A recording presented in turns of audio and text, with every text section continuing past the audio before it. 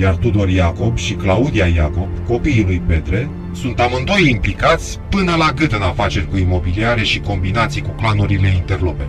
Ba sunt voci care afirmă că, de fapt, copiii lui Petre Iacob îi dictează acestuia ce să facă și cum să împingă ca să le iasă combinațiile.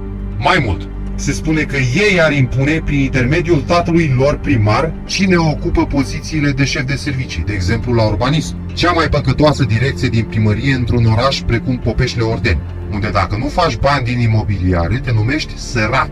Cei doi copii ai lui Petre taie și spânzură în primăria Popeșle-Ordeni și, după cum ne spun sursele, amândoi sunt feroce. Tudor Iacob a ridicat în Popeșle-Ordeni bloc după bloc și are și el o avere considerabilă. Într-unul dintre aceste blocuri și-a păstrat pentru el un etaj întreg. Tudor Iacob nu e doar dezvoltator, deși a construit zeci de blocuri în Popeștiul Nou, ci are și adevărate talente de interlop, fiind de altfel bun prieten cu personaje precum Marian Cenușă, Gabi Cioară sau Marian Tractoristu, fețele luminate din clanul sportivilor.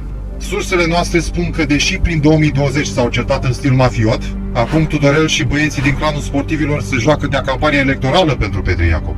Ce înseamnă pentru ei campanie electorală? Ei bine, înseamnă să meargă pe la mai toate firmele private din Popeșle-Ordeni și să amenințe patronii că dacă nu votează cu Petre pe 9 iunie 2024, le trimit pe cap toate controalele posibile și imposibile, adică le vor închide afacerile.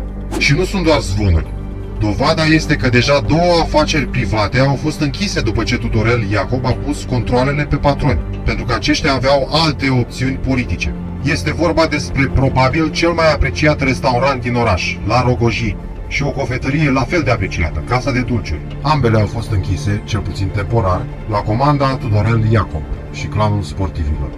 Fiica lui Petre Iacob, Claudia, o duce și ea bine de tot. De când tata ei primar, e și ea dezvoltator prin zonă. Are un adevărat palat care se învârte după soare, în valoare de vreo 5 milioane de euro.